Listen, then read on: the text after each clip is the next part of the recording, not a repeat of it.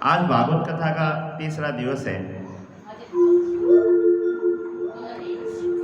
सबसे पहले कथा समझ में आ रही ना सबको? अच्छा, दो चीजें होती हैं, एक तो कुछ घर पे लेके जाता है और एक सारा का सारा वहां बिखेर देता है। कृष्ण भगवान की एक कथा थी, आप लोगों ने खूब सुनी होगी कि बूढ़ी माई फल बेचने के लिए आई थी और वो उसकी बिक्री हुई नहीं,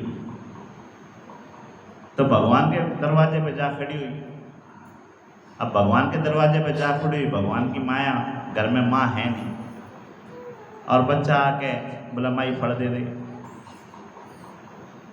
अब वो बोली भाई कि मैं लिया तेरे घर ने कि मैं हो, तो बोला बोला बेटा एक चीज़ के बदले में कोई दूसरी चीज़ देनी हो है तो तेरे घर पे जो भी हो, अनाज हो, वो लिया।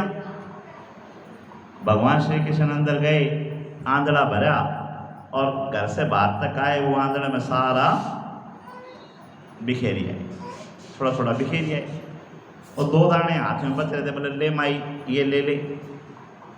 बूढ़ी माई ने सोचे आज भगवान ने शायद कुछ देना ही नहीं, भाई आज इससे तैयार रखना है, तो जो उसकी इच्छा, जैसे उसकी इच्छा, नहीं तो घर पर कोई पा जाता, राजा का घर है, अच्छी तरह यहाँ कुछ न कुछ दे के भेजती। ये घर नहीं कोई को नहीं, बालक है, बालक बेचारा आंधड़ा में लेकर आया, वो आंधड़ा भी तेरे पूरा नहीं पहुंचा, जो पहुंच गया वो ही स्वीकार कर। तो उसने उसको स्वीकार कर लिया। अब बच्चे से बोले ले ले बेटा तने क्या चाहिए, तो बच्चा तो बोला यो भी दे दे, यो भी दे दे, उसकी सारी टोकरी रीतवा ली। बोला सारी टोकरी आड़े रीता जा। अब भगवान श्री कृष्ण के प्रेम में वो बूढ़ी माई और सारी टोकरी भी मारी तागी, और उसने जो दिया वो अपना लेके चली गई। रास्ते ही रास्ते सोचती जा रही थी आज भगवान कैसी परीक्षा ले रहे, तो घर जाके देखा वो हीरे मोती बने हुए थे। ये कथा बीच में मैंने क्यों सुनाई?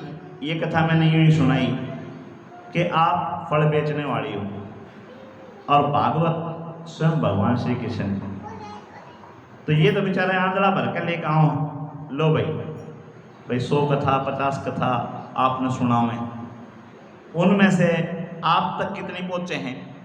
1 पोची, 2 पोची, 3 पोची, जो पोची वो ही हीरे मोती बन जाएंगे। हीरे मोती का मतलब जीवन में कहीं ना कहीं किसी न किसी स्टेज पे वो कथाएं आपको काम आएंगी, जहां आपका जीवन सुधार दें। छोटी छोटी कथाएं जो हैं, ये कथाएं जहां भी कभी ना कभी जीवन में जरूर काम आएंगी, आती हैं, मेरे जीवन में भी काम आती हैं, खूब आती हैं। लेकिन काम जब आएंगे जब हमने सुन रखी हो या उनको अपने पास रख रखा हो, सुना और घर तक जाते जाते सारा करिया है बराबर। हमारी दादी थी तो भोली थी बहुत, जितने मेरे बाबा दादी भोले थे इतने मेरे माँ बाप नहीं थे भोले, और जितने मेरे पिता भोले थे, माँ का जिक्र नहीं करा मैंने, जितने मेरे पिता भोले थे इतने हम नहीं, और जितने हम हाँ इतनी हमारी औलाद नहीं। ये तो दिन पे दिन परिवर्तन होता है। और वो शंकर भगवान की इतनी भगत थी,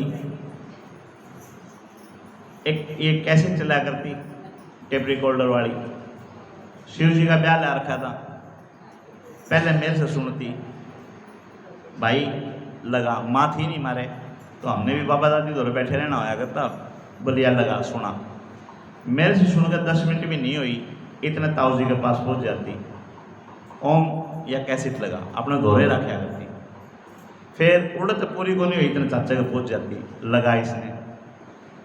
और तीनों जगह से सुनने से पहले भी बाबा जी के पीछे पड़ जाती, ओम का चाचा सुना, तो सारा दिन इसी में रहा करती।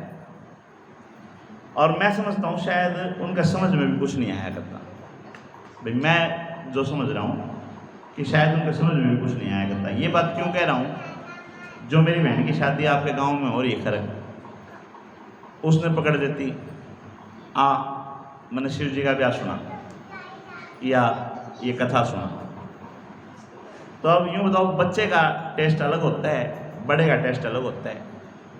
तो उनका मन लगाने के लिए फिल्मी गाने गाने शुरू कर दिया करते। अनु कहती दादी इब सीता माता नु कहने लग रही कभी अखियाँ चुराऊँ कभी अखियाँ मिलाऊँ तूने कैसे किया जादू, और मेरी दादी उससे बताड़ी बजा बजा नाचती रहा करती। तो इसलिए कह रहा हूँ कि हो सकता है उनके समझ में भी नहीं आए, लेकिन भाव उनके परमात्मा के प्रति थे। ये सुनती थी और हम हंसा भी करते। मैं कहा दादी इस कैसे क्या किए करांगे तेरे जाए पाछे। बोली भाई मेरे के लिए फूक दियो, भाई तमने जरूरत कौन तो मेरे के लिए फूक दियो। तो ये भाव हैं भाई, कहने का मतलब जिस भाव में आप रहते हो उसी भाव में आपका जीवन व्यतीत हो जाता है, उसी भाव से आप निकल जाते हो। तो समझ में आए बहुत अच्छी बात है, नहीं समझ में आए तो भी सुनो, और पूरी नहीं समझ में आवे तो जो 2 अक्षर समझ में आओ 2 अक्षर अपने जीवन में उतारो, अपने जीवन में एक आध चीज़ लेके चलो। और मेरे को छोटी छोटी बातें याद आती हैं। बच्चे होते हैं, मैं बताया आपको भाई ज़्यादा से ज़्यादा 3 साल का अनुभव लगा लो मेरा यहाँ का। भाई पहले हमारे गुरुजी के साथ रहा मैं, शशि भारद्वाज जी के साथ, फिर उनके आदेश पे अपनी कथाएं कर रहे हैं, आपा कर रहे हैं। तो 3 साल का अनुभव लगा लो मैक्सिमम। 3 साल पहले तक तो परमात्मा से कोई जुड़ाव नहीं था, कोई वो नहीं था, लेकिन जो भागवत के अंदर कथा आती है नारद जी की, वैसा ही कुछ हाल मेरा भी था। जहाँ इस तरह के प्रोग्राम होते थे वहाँ जाता जरूर था, आनंद जरूर आता था, भाई जाके जरूर आऊँगा। भिवानी में चतुर्मास लगा। चतुर्मास क्या होता है? अपने यहाँ चौमासा जो बोलते हैं वो जैनियों में चतुर्मास बोलते हैं। तो चौमासा जो है उस चौमासे के अंदर भगवान श्री राम ने भी सुग्रीव को कह दिया था, यूँ बोला भाई चौमासा लग गया, जगह जगह पानी भरा हुआ होगा, सारे जीव अपने बिलों को छोड़ के बाहर आए हुए होंगे। जब बिला में पानी भर गया बेचारे गिर जाएंगे, बाहर नहीं आएंगे। और पानी भर गया तो दलदल भी होया मिलेगा। आपा जावा सीता माता की खोज में और पता चले या सेना साफ होली, भाई जावा तो कोई अच्छा काम करने और कोई गलत घटना घट जा, तो मेरे को ये भी तो सारे प्यारे हैं भाई, एक सीता माता ही थोड़ी ना प्यारी है, ये भी प्यारे हैं। तो बोले 4 महीने जो हैं चतुर्मास के ये अपने घर में रह के बिता, उसके बाद आप सीता माता को खोजने के लिए चलेंगे। इतना महत्व तो हमारे ग्रंथों के अंदर वातावरण का, एनवायरनमेंट का था भाई। चतुर्मास में चौमासे में हम बाहर नहीं जाए थे, उसका लॉजिक था, कारण था उसका, ये कारण था।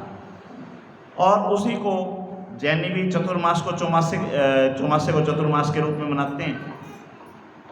उस दौरान वो बाहर भीतर नहीं जाते भाई, इधर उधर नहीं जाना होता। आजकल तो हालांकि ये चीज़ है नहीं भाई, कोई दलदल वाली कहानी नहीं, कोई खेत क्यार का काम नहीं, सब जगह जाना, लेकिन ये उस समय से चल रहा है।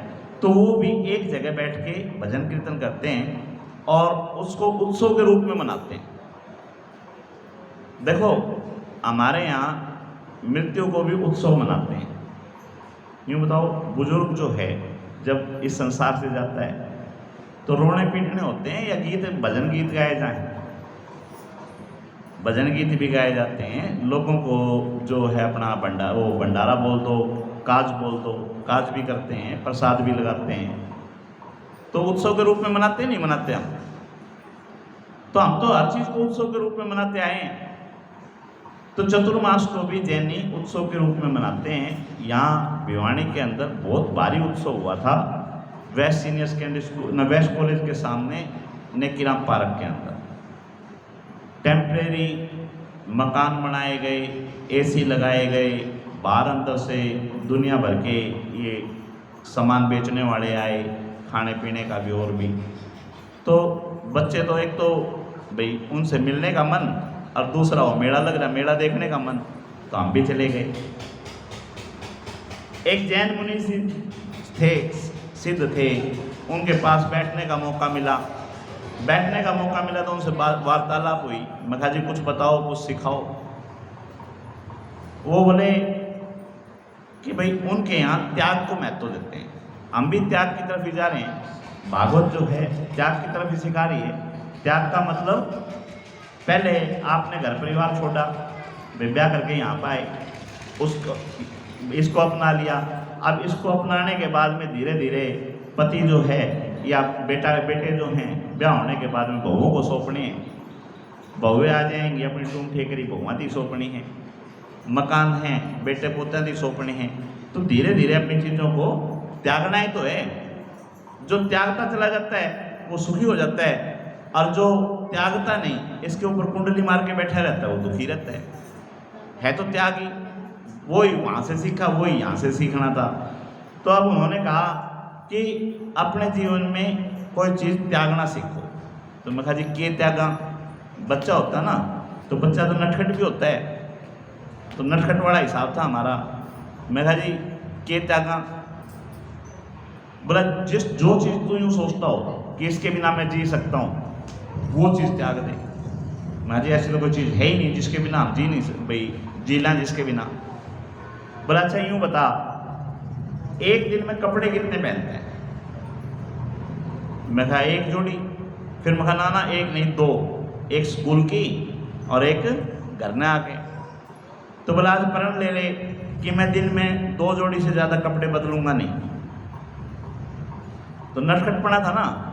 मैं कहा अच्छा, किसी के ब्याह शादी में जाना पड़ जाए, जन्मदिन पर जाना पड़ जाए, तीसरी भी पहननी पड़े, भाई तीसरी भी पहननी पड़ेगी। तो बोला फिर 3 का प्रण ले ले कि 3 जोड़ी से ज़्यादा कपड़े नहीं बदलूंगा। मैं कहा जी कमाल करो, रास्ते में साइकिल में लग जा, पाट जा, गंदगी लाग जा, चौथी भी बदलनी पड़ जा। अरे तो बोला 4 की ले ले, भाई 4 जोड़ी से ज़्यादा कपड़े नहीं बदलूंगा। मैं कहा जी मन माने अच्छी ना लगे, 5वीं भी बदलनी पड़ जाए। बोला बस यही है, यहीं भटक रहा है आदमी। कहने का मतलब भटकता जा रहा है, त्याग की भावना नहीं आ रही। और नारद जी की कथा में क्या था? नारद जी की कथा में नारद जी पूर्व जन्म में एक दासी के पुत्र थे, और दासी वो परमात्मा की कृपा थी, किसी आश्रम के अंदर रोटी बनाने का काम करती थी। तो जब आश्रम में भोजन बनाती थी तो वहाँ पे साधु संत आया करते, उनको जिमाया करते। अब बच्चे की जैसी संगत हुई वैसा उसने अपने ऊपर प्रभाव लिया। अब नारद जी भी भगवान का भजन सुना करते वहाँ बैठ के। अब साधुओं ने भी देख लिया कि एक बच्चा बाहर खेलने कूदने की बजाय, इधर उधर जाने की बजाय ये यहाँ बैठ के भजन सुनता है, तो ये भगवान का प्रेमी है। तो उन्होंने भी उनको ज्ञान देना शुरू कर दिया। अब नारद जी के पिताजी नहीं थे, माँ थी, और माँ ही नारद जी का पूरा ध्यान रखा करती। अब नारद जी के मन में आ रही कि भाई अब जिम्मेवारियाँ ज़्यादा हैं, माँ ने संभालूं कि भगवान का भजन करूं। माँ ने सारी ज़िंदगी मेरा काम करा है, तो अब मेरी भी ड्यूटी बनती है कि भाई मैं माँ की सेवा करूं। तो मैं माँ की सेवा की तरफ जाऊं या परमात्मा की सेवा की तरफ जाऊं? उस समय कुछ करना ऐसा हुआ, भगवान की इच्छा ऐसी हुई कि नारद जी की माँ को सांप ने डस लिया। नारद जी रोए, स्वाभाविक है, सब कुछ करने वाली माँ आज चली गई तो रोएंगे। नारद जी रोए, और रोते रोते उनके मन में संतोष आ गया। संतोष क्यों आया? संतोष यूँ आया कि मेरी इच्छा थी भगवान का भजन करने की, और मैं इस चीज़ में फंसा हुआ था कि मैं माँ की सेवा करूं या परमात्मा की सेवा करूं। तो हो ना हो, परमात्मा ने मेरी माँ की सेवा अपने ऊपर ले ली कि भाई तेरी माँ की सेवा ही मैं करूँगा, तू अपने फ्री तू कर तरह की मैं करना। ये साधुओं की सत्संग का, साधुओं की संगत का परिणाम था जो नारद जी के ऐसे विचार हैं। अगर ऐसा नहीं होता तो वो कुछ विपरीत भी सोच सकते थे। ऐसी ही कथा राजा परीक्षित की थी। राजा परीक्षित ने मरा हुआ सांप शमीक ऋषि के गले में डाल दिया। शमीक ऋषि के पुत्र श्रृंगी ऋषि ने उनको श्राप दे दिया कि आपको 7वें दिन ये तक्षक नाग डस लेगा। शमीक ऋषि ने जब ध्यान छोड़ा और पता चला कि तेरे पुत्र ने राजा को श्राप दे दिया, तो उन्होंने अपने पुत्र को शाबाशी नहीं दी कि भाई तूने कोई अच्छा काम किया हो। अपने पुत्र को लताड़ा। क्यों लताड़ा? उन्होंने कहा कि राजा की पूरी देश प्रजा होती है और पूरी प्रजा का काम करने वाला कम से कम उसका पीछे का रिकॉर्ड देखता। भाई पीछे 10 साल, 15 साल, 20 साल, 50 साल जितने भी उसने राज किया, उस राज्य में देखता कि उसने तेरे देश की भलाई के लिए क्या क्या काम किए। जब वो पीछे से सारा अच्छा करता आ रहा था और आज किसी कारण से उससे कोई गलत काम हो गया, गलत स्टेप उठ गया, तो तेरा फर्ज बनता था कि उस कारण का पता करे।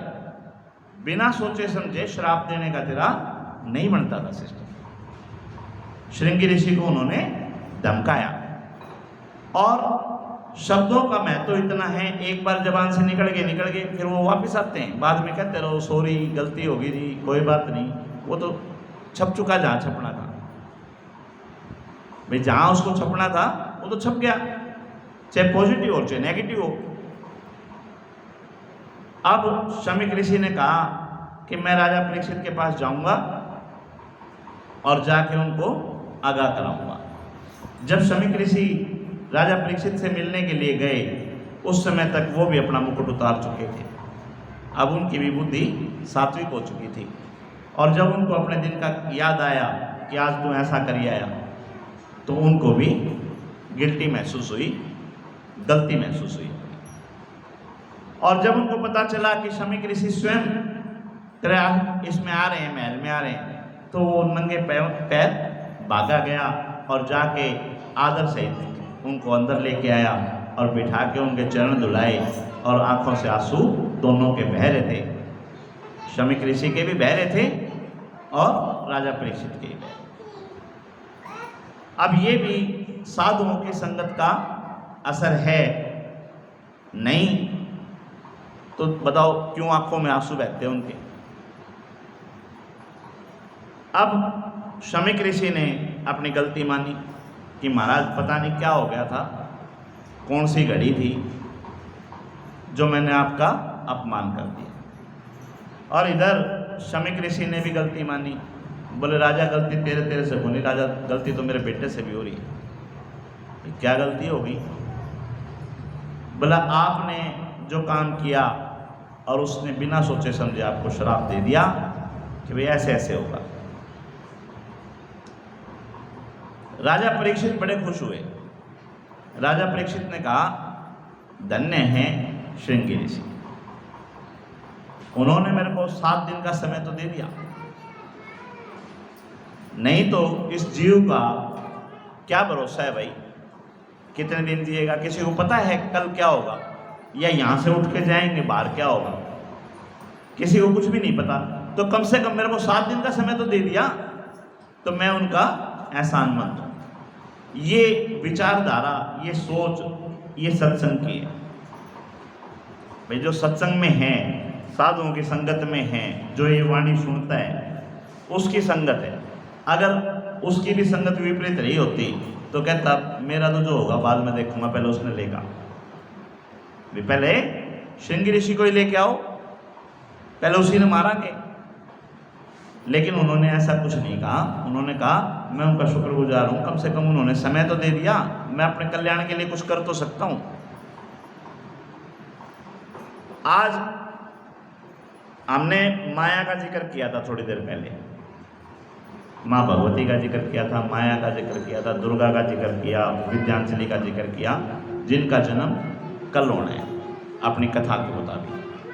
भगवान श्री कृष्ण का जब जन्म हुआ तो माँ उनके साथ आई, क्योंकि माया मायापति से अलग रहती नहीं, वो उन्हीं के साथ रहती है। विद्यांजलि माँ दुर्गा इस सृष्टि को सारी की जितनी भी माया है उन्हीं की है, सारी माया उन्हीं की है। और एक प्रसंग मेरे को माया का याद आ गया जो भागवत के अंदर है। नारद जी श्री हरि विष्णु जी से मिलने के लिए गए। मिलने के लिए गए तो माया महालक्ष्मी वहां से उठ के चली गई और नारद जी को ये बात बुरी लगी। नारद जी ने कहा कि मैं तो सब चीज़ों से परे हूँ, भाई लोभ काम क्रोध ईर्ष्या ये मेरे अंदर तो है ही नहीं, फिर माँ मेरे को छोड़ के क्यों चली गई।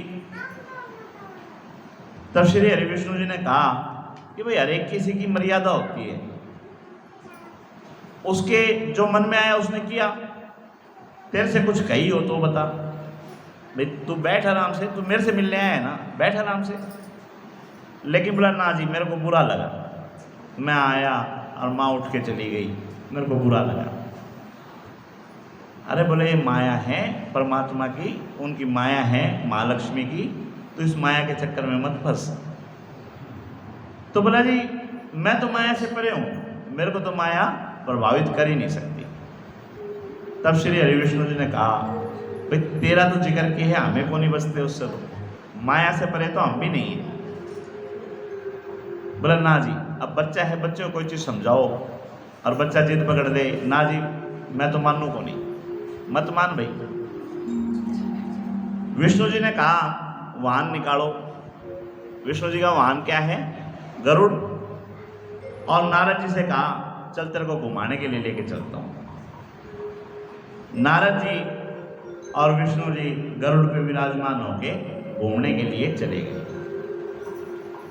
घूमते घूमते बहुत रमणीक स्थान पे वो पहुंचे, समझ लो नैनीताल में पहुंच गए, जहाँ झरने बह रहे थे और ठंडी ठंडी हवाएं चल रही थी, मोर नाच रहे थे, पक्षी बोल रहे थे और फलों से वृक्ष लदे हुए। इस सारे दृश्य को देख के नारद जी बड़े प्रसन्न हुए। नारद जी ने कहा महाराज जगह तो बढ़िया लिया है, आनंद आ गया। श्री हरि विष्णु जी ने कहा कि अब यूं कर स्नान कर ले, उससे तेरे को थकान दूर हो जाएगी। हम भी तीर्थ स्थान पे जाते हैं, स्नान करते हैं तो सारी की सारी थकान दूर हो जाती है। नारद जी को सुझाव अच्छा लगा। नारद जी झरने के अंदर स्नान करने के लिए चले गए और जैसे ही वो झरने में स्नान करने के लिए गए वैसे ही परमात्मा ने उनकी स्मृति उनसे छीन ली। आप देखो मेरे घर तो मेरे पिताजी हैं, ब्रेन स्ट्रोक हो रहा है, 9 साल हो गए। जो कोर्ट में रीडर थे, सेशन जज की कोर्ट में रीडर थे, और रीडर का काम होता है जितने भी केस होते हैं उन केसों की फाइलों को मेंटेन करना, संभालना, कल किस किस की सुनवाई होगी सबके केस की फाइल निकाल के तैयार करके रखना। यानी हल्का काम नहीं, बहुत जिम्मेवारी का काम है। बिना ज्ञान के ये काम हो नहीं सकता। वो ज्ञानी आदमी, और एकदम से परमात्मा ने ब्रेन स्ट्रोक किया, आधा दिमाग जो है उड़ गया, पैरालाइज हो रहे हैं, ना वो अपने मुख से अपना नाम ले सकते हैं, ना वो लिख सकते हैं, ना किसी को कुछ बता सकते हैं। तो ये परमात्मा की माया है। हम विद्वान बन जाते हैं, भाई मैंने तो MA कर ली, नेट कर लिया, PhD कर ली, लेक्चरर लग गया, प्रोफेसर लग गया, यो लग गया, वो लग गया। ये सब उनकी इच्छा है जब तक विद्यमान। अगर उनकी इच्छा ना हो तो 1 सेकंड लगे ये बुद्धि कहीं की कहीं गायब, अपना नाम भी लेना भूल जाए, अगर नाम भी बताना भूल जाए, ऐसी भी स्थिति आ सकती है। हमारे घर तो आई हुई है। तो परमात्मा ने नारद जी की स्मृति छीन ली। अब नारद जी जब झरने से बाहर निकले तो झरने में अपनी परछाई देखी, और परछाई देखी तो बहुत लंबे लंबे सुंदर बाल, बड़ी बड़ी आँखें, लंबी हाइट और बहुत सुंदर युवती बने हुए। क्योंकि ये आत्मा है, आत्मा कुछ भी आवरण पहन लो, लेडीज बन जा, जेंट्स बन जा, कुछ भी बन जा। तो नारद जी बहुत सुंदर युवती बने हुए। और नारद जी को ये समझ में नहीं आ रहा कि ये है कौन। परछाई देख रहे हैं कि ये है कौन, और मैं हूं तो मैं कौन हूं भाई, मैं भी कौन हूं मेरे को भी नहीं पता। उसी समय परमात्मा की माया से वहां त्वष्टा ऋषि आए, त्वष्टा राजा आए।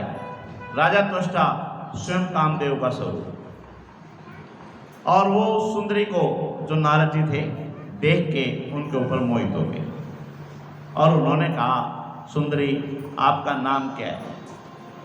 अब नाम किसी ने पता हो तो ये तो बतावे, मेरे को नहीं पता। बोला तेरा गांव बता दे। जिसे नाम ही नहीं पता उसने गांव कहां से पता चलेगा, गांव भी नहीं पता। पिता का नाम बता दे, पिता का नाम भी नहीं पता। राजा त्वष्टा ने कहा मैं चक्रवर्ती सम्राट हूं, मेरे पास धन दौलत की किसी प्रकार की कोई कमी नहीं है, और मैं नहीं जानता तू किसकी बेटी है, कहाँ की राजकुमारी है। मैं तेरे साथ शादी करना चाहता हूँ, तू राज भोग और बाद में तेरे बच्चे राज करेंगे। अब नारद जी ने देखा कि भाई ना तो अपने पिता ने जानती, ना अपना गांव न जानती, और राजा भी सुंदर है, पैसे वाला भी है, सम्राट भी है, चक्रवर्ती सम्राट है। तो उन्होंने उसका प्रपोजल स्वीकार कर लिया और उनसे शादी कर ली। शादी कर ली, बच्चे हो गए, बच्चे हो गए, बहुएं आ गई, बहुएं आ गई तो बीच में पिंडा गाल के बैठ गई। कोई बाल बनाने लग रही है, कोई पाँत बांध लग रही है, कोई रोटी बनाने लग रही है, कोई घर संभालने लग रही है। खूब मौज हो रही है भाई, खूब आनंद ले रही है। उसी समय किसी दूसरे देश वाले ने आक्रमण कर दिया, और उस आक्रमण के अंदर सारे बेटे मारे गए। अब नारद जी का बड़ा बुरा हाल हो रहा, वे पूरा पूरा भरा संसार सारा का सारा उजड़ गया। तब परमात्मा वहां ब्राह्मण वेश में उनके पास पहुंचे। उन्होंने पूछा भाई इतना विलाप क्यों कर रहे हो, क्या दिक्कत है। तो राजा रानी ने बताया कि हमारा तो अच्छा हरा भरा परिवार, खूब बेटे पोते थे, खूब सारी चीज़ थी, सारे हमारा राजपाट था, सब कुछ था, और ऐसे अनहोनी घटना घट गई कि सब कुछ खत्म हो गया, हम ही बचे हैं दोनों। तो ब्राह्मण ने कहा चलो जो परमात्मा की इच्छा है वो ठीक है, अब तुम उनका तर्पण कर आओ भाई, उनकी मुक्ति करवाओ, आत्मा को उनको शांति मिले, तुम्हारे को वो कर्म करना चाहिए। दोनों ने कहा चलो आप ही करवाओ हमारा ये कर्म।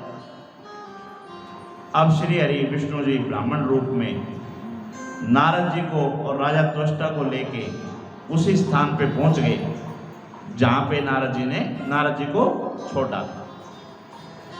और आज वो स्थान रमणीक नहीं लग रहा। क्यों नहीं लग रहा? कि मन में तो दुख भरा पड़ा है सारा का सारा, तो वो स्थान बताओ कैसे रमणीक लगेगा।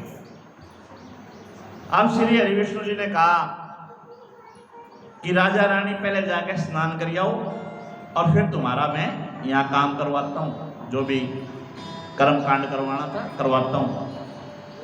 रानी झरने में स्नान करने के लिए गई, भगवान ने उसको स्मृति लौटा दी, और जैसे ही स्मृति लौटी वैसे ही उनको याद आया कि तू तो स्त्री नहीं है, तू तो नारद है, पुरुष है, फिर तू स्त्री नहीं है, तो तेरी किसकी शादी, किसके बच्चे, किसकी रामायण की कहानी।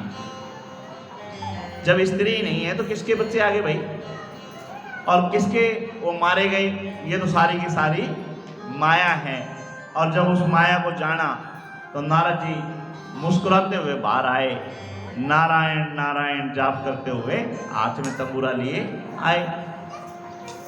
राजा त्वष्टा ने देखा कि झरने में गई तो रानी थी, और आया वो बाबा चोटियाड़ा,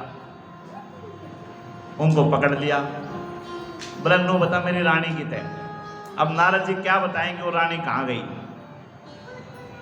नारद जी भगवान श्री हरि विष्णु जी की तरफ देख के मुस्कुरा रहे हैं कि महाराज यो के माया में फंसा दिया हो। और श्री हरि विष्णु जी नारद जी को देख के मुस्कुरा रहे हैं और पूछ रहे हैं, हाँ भाई बोल, और माया देखनी है क्या? भाई माया देखने में कुछ कमी रहेगी हो तो और दिखाऊं? तब नारद जी ने कहा, महाराज आप पे बताओ रानी कित गई, मैं तो कितना बताऊं। श्री हरि विष्णु जी से कहा कि आप ही बताओ। तब विष्णु जी ने पूछा, राजा तेरी रानी का नाम क्या था? बोला मेरे को नहीं पता। बोला उसका बाप का नाम क्या था? बोला मैं नहीं जानता। तो बोला किस गांव की थी? बोला मैं यो भी नहीं जानता। बोला कित मिली थी? बोला यहीं मिली थी। बोला कित खोगी? बोला यहीं खोगी। बोला फिर क्यों पागल हो रहे हैं? बोला जब मिली यहीं थी, यहीं खोगी, क्यों पागल हो रहे हैं? जा अपने घर पे। तो त्वष्टा को वापस लौटा दिया। इसको अगर समझो तो ये रिश्ते सारे के सारे यहीं मिले हैं आप। बताओ गर्भ में कौन सा रिश्ता था आपका? गर्भ में तो सिर्फ परमात्मा के साथ रिश्ता था और कोई दूसरा रिश्ता था ही नहीं। लेकिन जैसे ही हम इस संसार में आए, परमात्मा ने वो स्मृति हमारे से छीन ली और हमने अपने नए नए रिश्ते बना लिए। ये माँ है, ये पति है, ये ससुर है, ये भाई है, ये और है, और उस रिश्ते को भूल गए, परमात्मा वाले रिश्ते को। इन रिश्तों में फंस के खड़े हो गए और ये रिश्ते यहीं छूटते चले जाते हैं। कदे नाना गया, कदे बाबा गया, कदे दादी गई, कदे नानी गई, कदे कोई गया, कदे कोई गया, और हम इसी में बावड़े हुए रहो। जिक्र माया का आया है भागवत कथा के अंदर। एक और कथा है ऐसी जो हमारे को माया समझाती है। ऋषि मार्कंडे, किस किस ने नाम सुना है? ऋषि मार्कंडे का नाम सुना है? महामृत्युंजय का जाप जो करते हो, ये उन्हीं का रचा हुआ है। ऋषि मार्कंडे की आयु कम थी। उनके पिता को इस बात का ज्ञान था। उन्होंने ऋषि मार्कंडे को आदेश दिया कि बेटा तो शंकर भगवान की पूजा करिए, और कोई भी आ जाए, कुछ भी आ जाए तो उसको छोड़ियो मत। और दोनों पति पत्नी, उसके माँ बाप, दोनों के दोनों ऊपर जाके बैठ गए कि भाई हमारा बालक उल्टा तो आओगा तो हम नीचे उतरांगे, नहीं तो हम नीचे उतरांगे, क्योंकि उनको पता था आज आखिरी दिन है उसका। इधर ऋषि मार्कंडे महादेव का जाप करने लगे, और महादेव का जाप करने लगे, वहाँ पे यमदूत आ गए। यमदूतों की हिम्मत नहीं कि मंदिर के अंदर प्रवेश करें। वो बच्चे को बाहर बुला रहे हैं, प्रलोभन दे रहे हैं, और बच्चा बाहर नहीं आ रहा। अंत में स्वयं यमराज वहाँ पहुँचे, और यमराज ने अपना पास ऋषि मार्कंडे के ऊपर डाल दिया। उस पास से बचने के लिए उन्होंने शंकर भगवान की उपासना की। महामृत्युंजय मंत्र का निर्माण हुआ। शंकर भगवान प्रसन्न हुए, आके यमराज को वापस भेज दिया और ऋषि मार्कंडे की लंबी आयु कर दी। ये ऋषि मार्कंडे थे जिनके ऊपर महादेव का आशीर्वाद था। अच्छा, मन है चंचल है। ऋषि मार्कंडे की भी इच्छा हुई कि मैं भी माया को जानूं, कि माया है क्या, मैं भी माया को जानूं। उन्होंने मायापति हमारे श्री हरि विष्णु जी से प्रार्थना की कि हे प्रभु, अपनी माया के दर्शन करो। भाव हो सकते हैं, इच्छा जागृत हो सकती है। ऋषि मार्कंडे के मन में भी इच्छा हो गई कि मेरे को आज माया के दर्शन। अब जैसे ही वो शाम को ध्यान में बैठे, या यूं कह लो सो गए, भाई अपना तो सोना है समझ में आओ, अपना ध्यान कम समझ में आओ। सोने के बाद में किस किस को अपना नाम याद रहता है? हाथ खड़ा करके बताओ। सिर्फ वो बताओ जिन्हें सोने के बाद में भी अपना नाम याद रहे, है जी? चलो, किस किस के यूं याद रहे, मैं किसकी पत्नी हूँ, किसकी माँ हूँ, कौन सा मेरा गांव है, वे हाथ खड़ा कर लो, है जी? 2 मिनट बस। तो किसी के याद नहीं रहता ना। अब ऋषि मार्कंडे की भी वही हालत हो गई। वो ध्यान में बैठे हैं और वो ध्यान में बैठे बैठे सब कुछ भूल गए। उनको दृश्य दिखाई दिया कि वो एक समुद्र के अंदर फंस गए। 2 मिनट की कथा है भाई, 2 मिनट ध्यान से सुन लेना। ऋषि मार्कंडे को दृश्य दिखाई दिया कि वो समुद्र में फंसे हुए हैं और चारों तरफ से मगरमच्छ एक एक करके उनकी तरफ भाग रहे हैं, आ रहे हैं। अब ये दृश्य देख के ऋषि मार्कंडे घबरा गए और बचने की कोशिश करने लगे, हाथ पैर मारने लगे।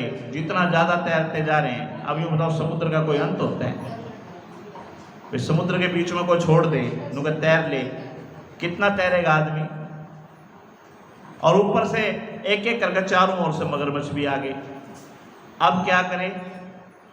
क्या करे भाई? कोई ऐसी स्थिति आ जाए तो बेटा कैसे, ऐसी स्थिति में क्या करेगा आदमी? अब कुछ बचा ही नहीं, अब तो कुछ बचा ही नहीं, अब तो परमात्मा ही बचा है। तब परमात्मा को याद किया कि हे भगवान बचा मैंने।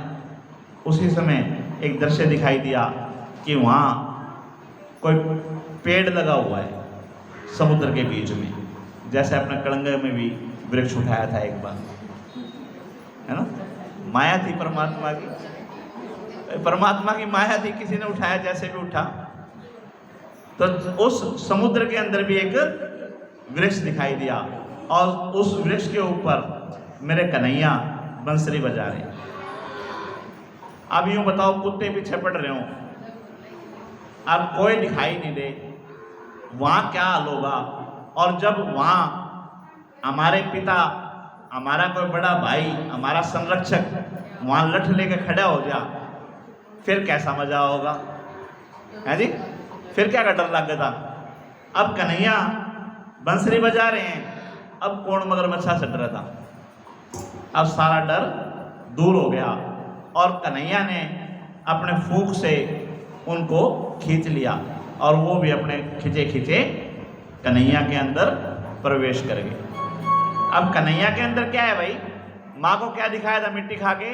कन्हैया ने सारा ब्रह्मांड कन्हैया के मुख में है, वो फिर खींच लिया और खींचा तो देखा वो दूसरे समुद्र में जा पड़ा। एक समुद्र से निकला था, दूसरे समुद्र में जा पड़ा। और फिर वही कथा, फिर वही मगरमच्छ और फिर चारों तरफ से घेरना, फिर परमात्मा को याद करना, फिर परमात्मा का आना, फिर परमात्मा का लेके जाना, फिर मगरमच्छ, फिर वही समुद्र। ये देख देख के ऋषि मार्कंडे की हालत खराब हो गई, पसीनम पसीना, बुरा हाल, दिल घबराया हुआ है। जब परमात्मा से कहा कि हे भगवान मन न बचा ले इस बार बार समुद्र में गिरने से, मुक्ति दे दे, बार बार इस समुद्र में मत गिर, बार बार मगरमच्छा से मैं तंग आ लिया, हाँ, बार बार जन्म ना दे बने, बार बार मत गिर। उसी समय उनकी आंखें खुल गई और जब आंख खुली तो देखा ना तो उड़े समुद्र, ना उड़े मगरमच्छ, ना उड़े पसीने, ना कोई लेना ना कोई देना। तो ये परमात्मा की माया है जो हम बार बार जन्म लेते हैं और बार बार मगरमच्छ के रूप में ये समस्याएं, आज बाप मर गया, आज माँ मर गई, आज दादी मर गई, आज नानी मर गई, आज दाई मर गई। जय हो।